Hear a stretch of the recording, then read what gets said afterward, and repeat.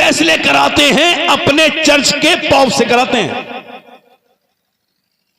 और आप क्या कहा इमाम,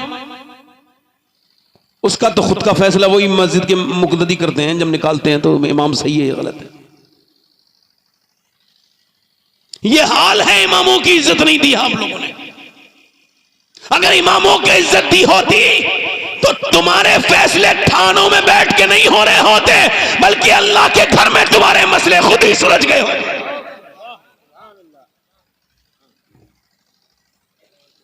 उसने कहा, पादरी ने, क्या तुम्हारे पैसे कहां, बुलाओ उसको। वो आया अंग्रेज, कहा तेरे पास उसके पैसे हैं? कहा हैं। कहा तू फिर क्यों नहीं देता? तू मुसलमानों वाले काम कब से करने लगा? मुसलमानों, इस जमाने की बात कर रहा हूं। उसने कहा मुसलमान है जो कर्जा लेके नहीं देता है, तू क्यों नहीं देता? ये बात कही थी, उसे गैरत जागी, उसने पैसे दे दिए। ये आज का हाल है। आज से 100 साल पहले मुसलमान कैसे थे? अंग्रेज का बटुआ गिर गया जमा मस्जिद पे, भिखारी ने देख लिया, उठा लिया।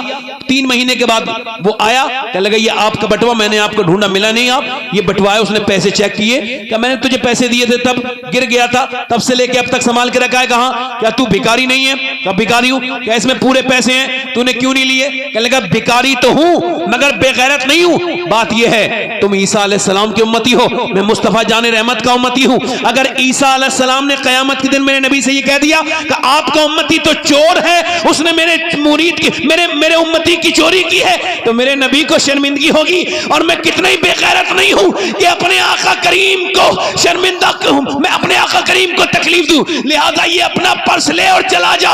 अंग्रेज बोला पर्स बाद में देना, हाथ बढ़ा के इस्लाम पहले दे दे। जब तेरी ईमानदारी का ये आलम है तो फिर मुस्तफा जाने रहमत का आलम क्या?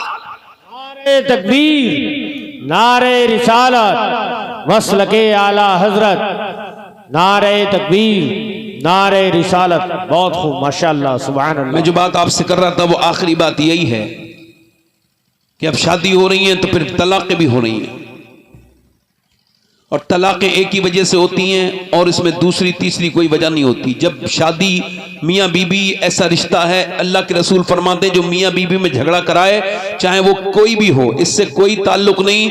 अल्लाह के रसूल ने साफ फरमाया जो मियाँ बीबी में झगड़ा कराए उस पर लानत है। अब अगर उसकी माँ उसकी ज्यादा साइड लेगी, टेलीफोन पे ज्यादा बात कर रही है, तो मतलब समझो रिश्ता इसका बहुत ज्यादा खतरे में है। उन घरों में सुकून कभी नहीं है जहां लड़की की शादी करके भी उस बूढ़ी को शऊर नहीं, उसे बार बार फोन करके पूछती है तेरे घर में क्या पका है।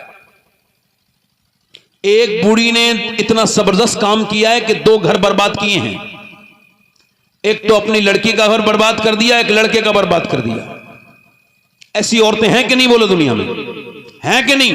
ये ऐसे कातिल हैं जिनका नाम तक नहीं आता कत्ल में। ये इस तरह के लोग हैं। मैं जो बात आपसे कह रहा हूं, अब देखें आप, तलाक़ें भी हो रही हैं, झगड़े भी हो रहे हैं, मगर मेरे भाइयों, मेरे दोस्तों, मौला अली, सब बोलो सुभान अल्लाह। फरमाते हैं मौला अली, मैं 15 दिन के बाद अपने घर में आया हूं। कितने दिन के बाद? जल्दी बोलो, कितने दिन के बाद? हाँ, कहते हैं मेरी बीवी ने दरवाजा खोला। अब सुनो, अल्लाह के रसूल ने फरमाया बेहतरीन औरत कौन है? सहाबा इकराम से पूछा बताओ खैरुन निसा कौन है? अल्लाह के यहाँ सबसे अच्छी औरत कौन है? कौन खैरुन निसा है? सहाबा ने अर्ज़ की या रसूल अल्लाह, जो नमाज की पाबंदी करे वो खैरुन निसा है। पर मैं नमाज भी वो पढ़ती है, मगर आप मेरी मुराद को नहीं पहुंचे। अर्ज़ की या रसूल अल्लाह सल्लल्लाहु अलैहि वसल्लम, जो पर्दा करे, पर मैं वो पर्दा भी करती है, मगर आप मेरी मुराद को नहीं पहुंचे। सरकार से अर्ज़ की या रसूल अल्लाह, आप ही इरशाद फरमाएं खैरुन निसा कौन है, बेहतरीन औरत कौन है? समझ में आ रही है बेहतरीन औरत? तो हुजूर ने फरमाया बेहतरीन औरत वो है जिसका जब वो घर में आए उसका शौहर और उस पे नजर पड़े तो उसका दिल खुश हो जाए, वो खैरुन निसा है। माशाअल्लाह, वो खैरुन निसा, वो खैरुन निसा। अब बताओ, अपने आदमी ने कपड़े ला के दिए हैं, उसे दिखा नहीं रही कपड़े पहन के, उसे वही पुराने फटे पुराने कपड़े, वही बगैर धुला मुंह। और जब शादी में ब्याह में जा रही है तो खूब कपड़े पहन के अच्छे से सज के जा रही है। अब बताओ, तुझ पे तो कोई और ही खुश होगा तुझे देख के, तेरा आदमी तो खुश होगा नहीं। एक बात कहूं, थोड़ी कड़वी लगेगी मगर हजम कर लेना। हजम कर लेना, बड़ी बड़ी बातें हम लोग हजम कर लेते हैं, ये भी कर लेना, कड़वी है। पहले जमाने में नेक औरतें अपने आदमियों के लिए सजती थी और बाजार वाली औरतें दूसरे मर्दों के लिए सजती थी। बोलो बात सही गलत है? जल्दी बोलो, बात सही है? अपने आदमी के लिए सजना सवाब कि आदमी बहके नहीं। अगर औरत नेक हो, शरीफ हो, तो आदमी को बादशाह बनाएगी। चाहे मजदूर है मगर बादशाह वाली फीलिंग आएगी उसे। घर में आएगा, मुस्कुराते हुए इस्तकबाल करेगी, आइए तशरीफ लाइए, सुभान अल्लाह। ऐसी औरत, हुजूर ने फरमाया, मेरे आका फरमाती है, ऐसी औरत जन्नती है जिसके शौहर उससे राजी हो जाए।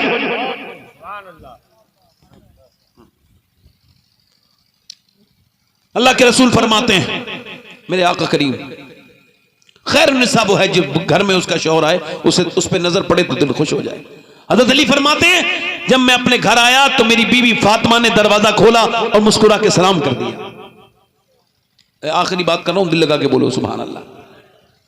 कितना अच्छी बात है ये कि खातून ने जन्नत सलाम करती थी। अब औरतें ये तो सोचती हैं उनके घर में बरकत हो जाए, मगर सलाम दुआ का कोई मामला नहीं है। आदमी आएगा तो और मुंह बना के बैठ जाएगी, पहले ठीक भी थी, उसके आते वक्त और मुंह बना लेगी। अब तो मुंह बनाने की बात छोड़ो, रास्ते में ही ऐसे मैसेज करेगी कि वो रास्ते में ही एक्सीडेंट हो जाता लोग, अरे ये हो गया तो वो हो गया। अब औरतों को पता ही नहीं कि क्या है दीन, उनको ये खबर ही नहीं कि दीन क्या है। अरे तेरी औकात क्या है? अपने आप को बड़े बाप की बेटी समझ करके गुरूर और घमंड में रहने वाली, कायनात में एक ऐसी भी खातून गुजरी है कि जो इतनी मालदार थी कि जिसके पास 2 लाख ऊंट थे। कितने बोलो? 2 लाख ऊंट। कितने बोलो? 2 लाख ऊंट थे। और उसके कपड़ों में जो कढ़ाई होती थी वो रेशम के तारों की नहीं, सोने के तारों की हुआ करती थी। पूरे अरब में उससे मालदार कोई खातून नहीं थी। और सुनो, ये कौन है? ये वही खातून है जिसको हम सब याद कम करते हैं, मगर उसका हक तो बहुत है। इस्लाम पे उसका एहसान ऐसे है कि कयामत तक उसका एहसान हम खत्म नहीं कर सकते। वो कौन है? वो मेरे नबी पाक की पहली बीबी, हम सब की मां सैयदा खदीजतुल कुबरा। सुभान अल्लाह, बहुत खूब, जिंदाबाद जिंदाबाद, माशाअल्लाह। हुजूर के मेरे आका करीम सल्लल्लाहु अलैहि वसल्लम की मालदार कितनी बता रहा हूं। उनके कपड़ों में जो वो लगता है ना, ये तार, इस तार सोने के। और अम्मा आयशा फरमाती, जितना हुजूर खतीजा को याद करते थे किसी और को याद। हाँ, फरमाती हैं एक दिन मैंने कह दिया, आप क्या खतीजा का जिक्र करते हैं? वो बुजुर्ग बूढ़ी थी, आपके निकाह में जवान मेरे देसी बीबियां हैं, तो आप उनको, तो हुजूर के चेहरे पे जलाल आ गया। फरमाया, खतीजा तुमने आज कहा है, आज के बाद न कहना, क्योंकि तुम मुझे अब मानती हो जब मेरे पीछे लाखों लोग हैं। खतीजा मुझे उस वक्त मानती थी पूरे मक्के में जब मुझे कोई नहीं मानता था। फरमाते हैं, मैं एक दिन अपने घर आया तो मेरे पीछे पत्थर मारने वालों की फौज थी। मैं घर आया, मेरी आंखों में आंसू थे, मेरा हाथ पकड़ के अंदर ले गई, कहा मेरे सरकार लीजिए ये दूध पीजिए। हुजूर को दूध पेश किया, कदमों में बैठ के बोली, मेरे आका खतीजा रहे न रहे, आप वो दिन जरूर आएगा, खतीजा रहे न रहे, कि अल्लाह आपको बड़ी इज्जतें अता फरमाएगा। आपके घर में हमेशा पत्थर नहीं आते रहेंगे या रसूल अल्लाह। विसाल का वक्त है, खतीजतुल कुबरा कौन है यार? मेरी बहनों को पता है, मेरी बेटियों को नहीं पता। बस यहीं पे अपनी तकरीर खत्म करूंगा। नहीं पता तो फिर जान लो, मैं बता रहा हूं आपको। हालत फरमाते हैं, सैये माँ, पहली माँ, कहफे अमनो अमा, हक गुजारे रफाकत पे लाखों सलाम। फरमाते पहली माँ सैयदा अम्मी आयशा सिद्दीका वो हैं जो हुजूर के निकाह में कुआरी आई हैं, और खतीजतुल कुबरा वो हैं जिनके निकाह में हुजूर कुआरे आए हैं, जिन्होंने हुजूर की जवानी देखी। मेरे आका निकाह के बाद मेरे नबी पाक आए, हुजूर की आंखों में आंसू। क्या हुआ मेरे आका? फरमाया, कलमा पढ़ने के लिए लोग तैयार नहीं। कहते हैं हमारे पर कर्जा है, तवज्जो करना, कर्जा है हमारे ऊपर, कर्जा है। कोई कहता है हमारे ऊपर कर्जा है, कोई कहता है कि मैं गुलाम हूं। अब वो कलमा पढ़ने से इनकार करते हैं, डरते हैं। सैयदा खतीजा ने कहा मेरा माल कौन से दिन काम आएगा, या रसूल अल्लाह बुलाइए। सरकार फरमाते हैं सब लोग आ गए तो मैंने देखा इतनी बड़ी ढेरी है कि ऊंट अगर खड़ा हो जाए तो ऊंट नजर ना आए, इतनी बड़ी सोने की ढेरी है। खतीजा ने ऐलान कर दिया, ओ कलमे से रुकने वालों, जिनके ऊपर कर्जा है वो भी उठाएं अपने कर्जे का सोना, और जो गुलाम है वो भी उठाएं उतना सोना जितने में वो अपने आप को आजाद कर लें। तुम्हें गुलामी से आजाद करना और तुम्हें कर्जे से सुबकदोश करना ये खतीजा का काम है। कलमा पढ़ लो और तुम्हें अल्लाह से मिला देना ये मेरे मुस्तफा का काम है, मेरे नबी का काम है। फिर वो सारा सोना अल्लाह की राह में खर्च कर दिया, फिर अपनी चादर से हुजूर के पांव को साफ किया और कहा या रसूल अल्लाह ये सब तेरे कदमों का उतारा है जो खतीजा ने उतारा। नारे तकबीर, नारे रिसालत। है सारे जमाने पर तेरा राज खतीजा, नबियों का नबी है तेरा सरताज खतीजा, है सारे जमाने पर तेरा राज खतीजा। विसाल होने वाला है, विसाल खतीजतुल कुबरा, वो जो कपड़ा पहनती थी, अल्लाहु अकबर। एक पुरानी आ गई सहेलन, उसे खबर हुई तो कुफारे मक्का ने कहा जाओ जाकर के ईमान, इस वक्त उसकी हालत ठीक नहीं है, गरीबी है, उसका ईमान छीन लो जाके, अपनी सहेली को फरेब में दो। जाके वही सहेली कहने लगी तुमने जब से हुजूर के बारे में कहने लगी उनको माना, मैंने तुम्हें छोड़ दिया, मगर बचपन की तुम मेरी दोस्त हो, मुझे तुम पे रहम आ गया। इस्लाम ने तुम्हें क्या दिया बताओ? तुम्हारा सारा दौलत खर्च हो गई, तुम्हारे कपड़ों पे पेमत लगा हुआ है, अब भी इस्लाम छोड़ो तो कोई जनाजे में अभी जाएगा नहीं, अगर इस्लाम छोड़ोगी तो सारे लोग तुम्हारे जनाजे में जाएंगे। सैयदा खतीजतुल कुबरा सारी हिम्मत लेके बैठी और फरमाया क्या बक रही है तू कहती मुझे नबी ने कुछ नहीं दिया। अरे कयामत तक आने वाले मोमिन मुझे अपनी मां कहेंगे मुझे नबी ने यह दिया है, और सुन मुझे नबी ने यह दिया है कि मुझे मेरे रब ने सलाम भेजा,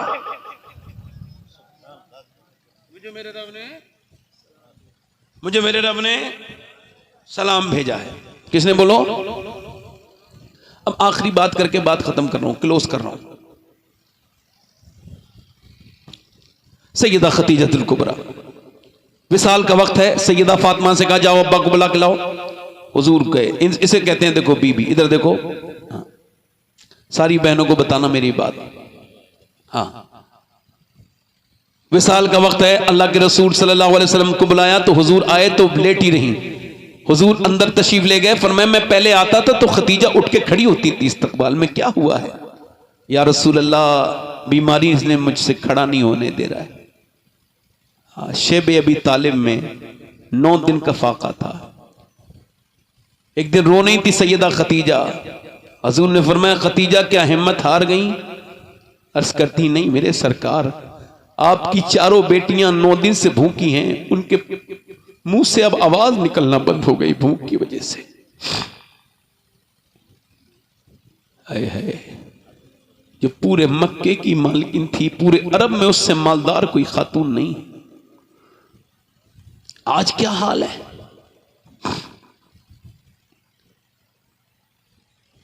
इंतकाल के वक्त में लेटी हैं, अल्लाह के रसूल सल्लल्लाहु अलैहि वसल्लम ने कहा हुजूर मुझसे खड़ा नहीं हुआ जाता, ए ज़ौफ मदद कर दरे अहमद पे गिरा दे, और दरबान कहें उठ तो मैं कहूं कि उठा नहीं जाता। फिर हुजूर ने फरमाया खतीजा, तो कहने लगी हुजूर एक बात अर्ज करनी थी, मैं एक आम औरत हूं, एक आप अल्लाह के रसूल हैं, आपकी शान बड़ी है, मैंने जो खिदमत करनी थी आपकी हुजूर या रसूल अल्लाह की, मगर कोई कमी रह गई हो, मुझसे कोई गुस्ताखी हुई हो तो मैं चुके तू अमीर हरम, मैं फ़कीर अजम, तू कुजा मन कुजा, मुझे माफ़ कर दीजिएगा।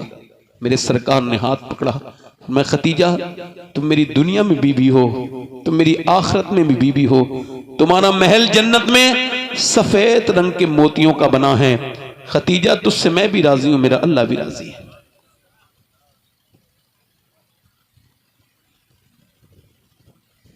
फिर कहा एक जोड़ी कपड़े जरा अता कर दें हुजूर, उसे कफन बना के लेटना चाहती हूं, जहां आपका कपड़ा होता है वहां अजाब नहीं आता।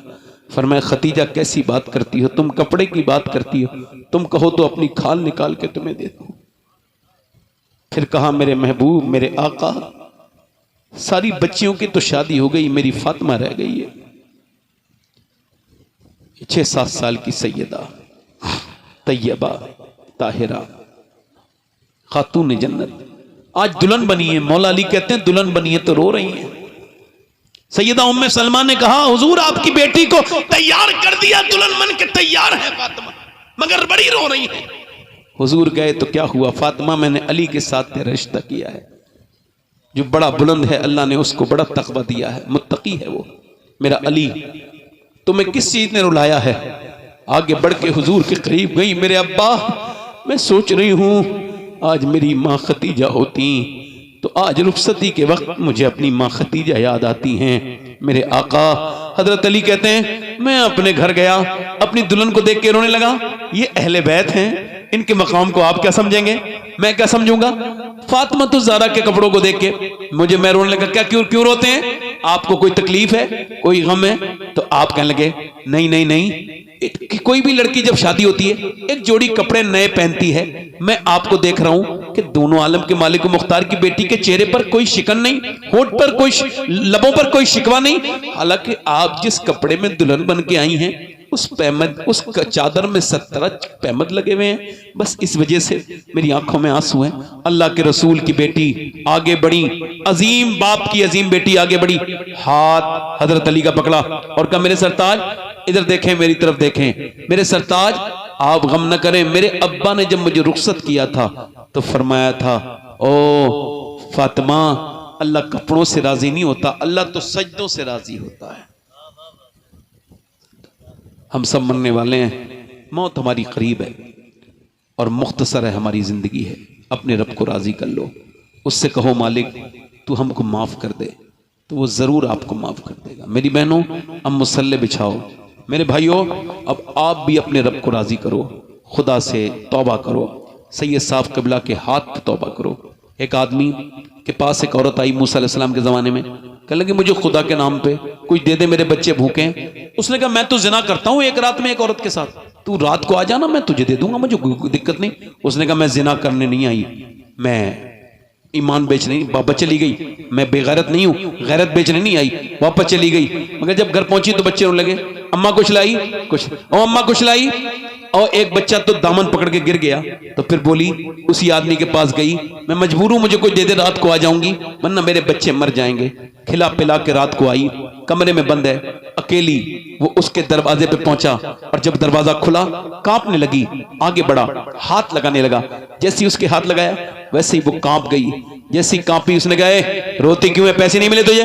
कहा पैसे सब कुछ थोड़ी होते हैं, ईमान भी कुछ होता है। कहा क्या मतलब? कहा जब मैं रात को सजदा करती हूँ तब भी अल्लाह देखता है, और आज जब मैं जिना करवाने आई हूँ तब भी अल्लाह देख रहा है। तो उससे यही कह रही हूँ ए मेरे करीम, ए मेरे रहीम, तेरी बंदी बड़ी मजबूरी में आई है, अगर मजबूर न होती मालिक, मैं पेट मेरा खाली है, मैं एक माँ हूँ, अगर मेरे बच्चे भूखे ना होते तो कभी ये बुरा काम न करती, मुझे माफ कर देना। ऐसी रोई रोई, वो उसका दिल धुल गया। बोले जा मैं तुझे अपनी बहन बनाता हूँ, ये ले पैसे, तू चली जा। सजदे में गिर गई।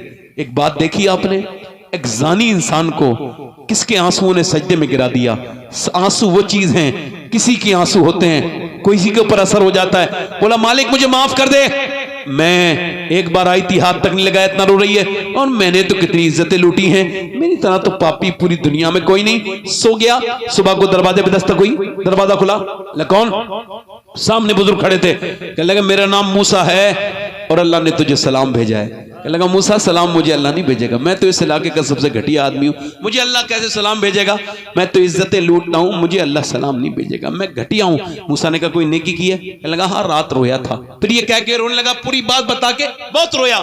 मूसा ने कहा सुन तू रो रहा था ना, अल्लाह ने मुझे भेजा है। और फरमाया मूसा जा मेरे बंदे से कहना वो जो रात रो रहा था ना, उसके रोने को उसके रब ने कबूल कर लिया है और उसको माफ कर दिया। तुम गुनाह करके भी मरोगे और गुनाह से बच के भी मरोगे, मगर अगर गुनाहों से बच के मरोगे तो मौत अच्छी आएगी। हाथ उठा के बताओ कितने लोग हुजूर के नाम पे जान दे सकते हो? दोनों हाथ उठा के बताओ, नीचे हाथ करो। जो हुजूर के नाम पे जान दे सकता है वो कुछ भी कर सकता है ना? सैयद साहब बैठे हैं इनके सामने, इनकी बरकत की वजह से कह रहा हूं। तो जो जान दे सकता है कुछ भी कर सकता है ना?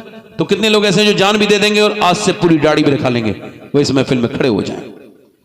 खड़े हो जाओ, जो पूरी दाढ़ी रखाएं इस महफिल में वो बाहर को आ जाएं, खड़े हो जाएं। आ जाओ, बाहर आ जाओ। कोई दूसरा आशिक रसूल है? दाढ़ी रखा कटाना मुड़ाना एक बराबर है, एक मुट्ठी पूरी दाढ़ी रखाना ये सुन्नत है। कोई दूसरा आशिक रसूल है जो सुन्नत रसूल के लिए खड़ा हो जाए? मेरे आका का आशिक, मेरे सरकार का आशिक है कोई इधर से? आओ इधर आ जाओ। दो हो गए। तीसरा कोई आशिक रसूल है जो आज से सुन्नत रसूल की नियत करे? अच्छी लड़की से अगर शादी करनी हो तो शादी से पहले दाढ़ी रखाओ, खराब लड़की से बच जाओगे। चूंकि कोई भी बिगड़ी हुई लड़की दाढ़ी वाला पसंद नहीं करती, दाढ़ी वाला वही पसंद करती है जिसे मदीने वाला पसंद हो।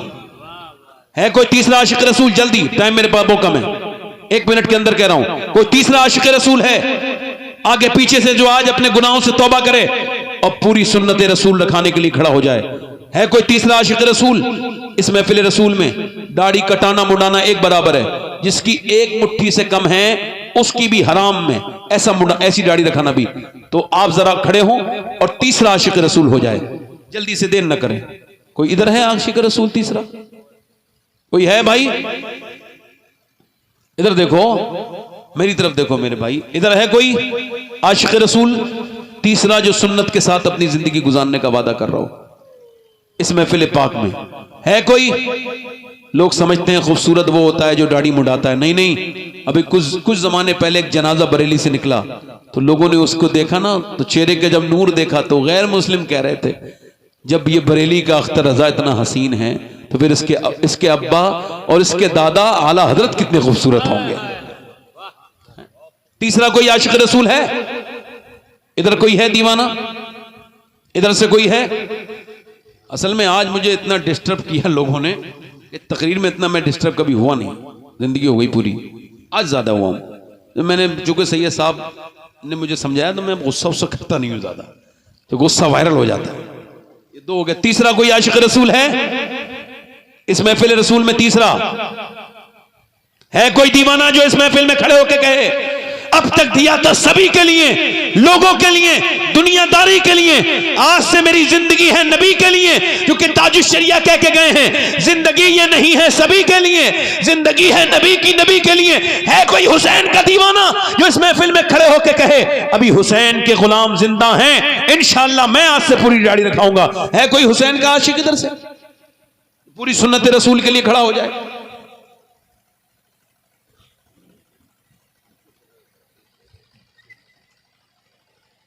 आप लोग सोच रहे होंगे कि दो ही खड़े हुए हैं, तीसरा क्यों नहीं खड़ा हो रहा? अरे जिसके नसीब में होगा वही तो खड़ा होगा भाई, जिसे अल्लाह तौफीक देगा वही तो खड़ा होगा। कुछ लोग तो अभी जवानी तलाश कर रहे हैं, बेश सफेद बाल आने के बाद जवानी नहीं आती, मौत आती है। तौबा करो मेरे रब से। मैं फिर कह रहा हूं, कोई तीसरा आशिक रसूल है इस महफिल में? एक बार और, जिसकी छोटी दाढ़ी हो पूरी कर ले। इधर से कोई है कोई आशिक रसूल? इधर है कोई सुन्नत रसूल वाला? इधर से चलो भाई, आप दोनों दाढ़ी रखाओगे इंशाल्लाह? पूरी सुन्नत रखाएंगे? वादा करो सैयद साहब के सामने। आइए हाथ डालेंगे सैयद साहब, चलो रखाओगे? आ जाओ। रुको, क्या करना है? लो आपके लड़के की शादी हुई ना, आपके मेरे लड़के की थोड़ी शादी हुई है, इनके डाल सैयद साहब बना इंशाल्लाह। सुनो, हुजूर की आंखों की ठंड नमाज पढ़ोगे इंशाल्लाह? दोनों हाथ उठा के बोलो इंशाल्लाह। अपनी बहन बेटी को पर्दे के लिए कहेंगे इंशाल्लाह, मसलक के हालात पे सख्ती से कायम रहेंगे इंशाल्लाह। अल्लाह आप सबको सलामत रखे। मुझे इजाजत दीजिए, तौबा कीजिए। अस्तगफिरुल्लाह रब्बी मिन कुल्लि ज़ंबिन व अतूबु इलैह। पढ़ लीजिए ला इलाहा इल्लल्लाह मुहम्मद रसूलुल्लाह।